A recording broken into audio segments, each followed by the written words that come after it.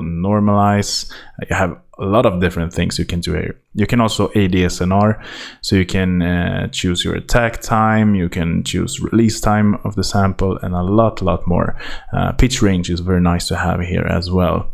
You can also automate all of these things here, so you can choose the pitch range to go to, let's say, to 12, which is an octave, and then you can automate the pitch, let's say from here to here, and you will have 2 octaves that you can pitch up, for instance. So you can create a riser by that.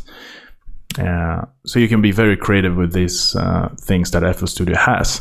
You can also choose the root node. So here you have the root node set to C5, but you can click, let's say, right click here, and you can also choose the zone here. So you can choose how many keys you want the sound to be affecting. So I can now only play from C3 to, let's say, B7 here, as I chose. You can fine tune the different root nodes as well.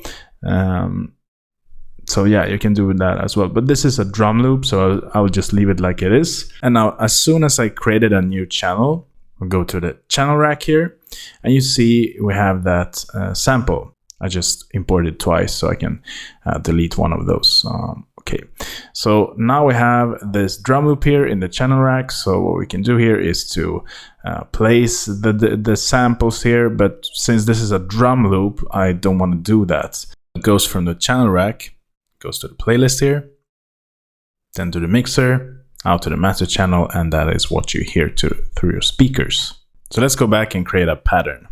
So I'm going to close these windows here. Let's see, let's do it like that. And the channel rack, and that one as well. Let's go to the channel rack, and I also want the playlist to be like this. So as you can see, as soon as I put the playlist, the channel rack disappears in the background. So I have to click to get back to it, and as soon as I work with something in the playlist, it disappears. So what we can do by that is to go to this drop down menu in the channel rack and just choose detached, like this, and now it will stay here, so I don't have to worry about this disappearing all the time. Otherwise, you can just click here to make it disappear and to make it go back. All right, so let's import a sound that we want to have in our project. So every time we load up FL Studio with a new project, you will always get the kick, clap, hat, and snare loaded up as per default.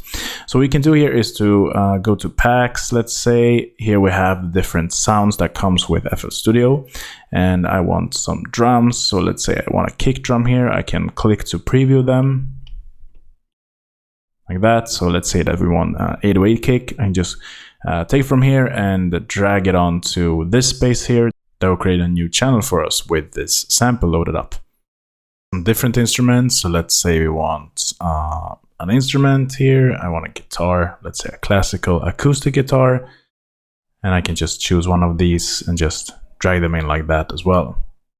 So if I click on one of these instruments here, or these samples that we have in this project, we get this little window that I talked about briefly previously, and this is the wrapper, as they call it in FL Studio. I can preview the sound by clicking here, as you can hear, and yeah, as I showed before, we can do different stuff, ADSNR and stuff. So that is very nice to have, and you just click on the sound to get the respective wrapper of that sound.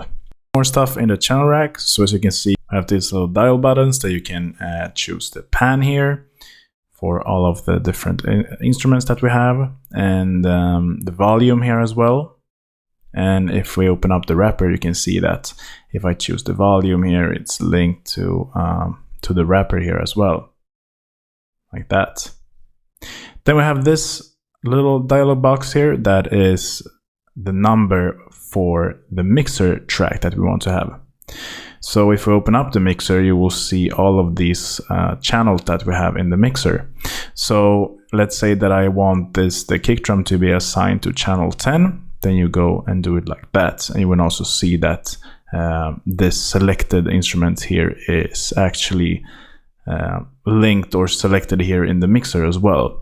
You can browse through them like that. You can also go and right click here and choose copy value. You can also do that as well in a lot of different things in FL Studio, that instead of just browsing through like that, you can just right click it, and then we will always go and get this little menu here as well. And they are very handy. You can link to controller to automate stuff, but just for the basic stuff right now, you can copy and paste values, for instance. So let's say that we want to copy this value here and we want the same value in this one. You can just paste the value and you will get exactly the same thing.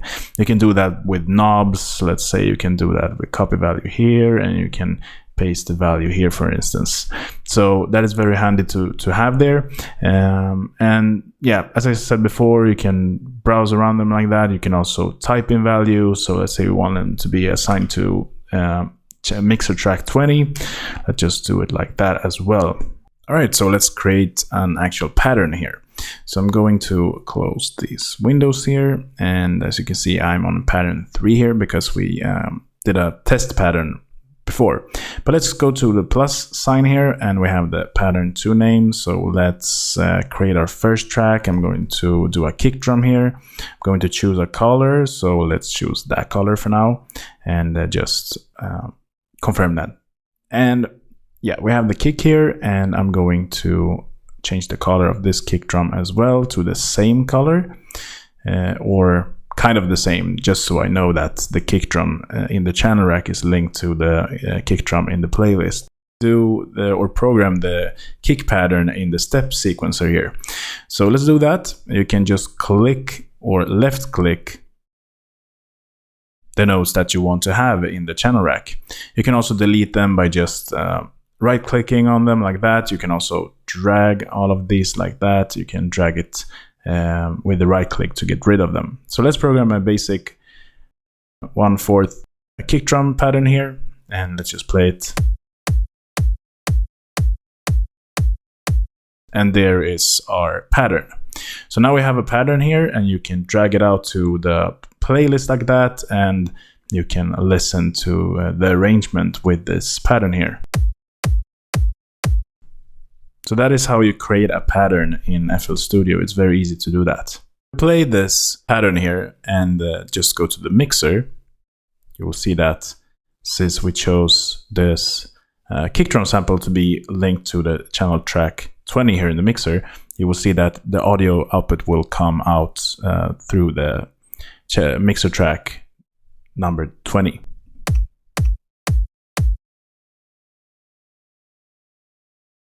And now I think you will see the difference between the pattern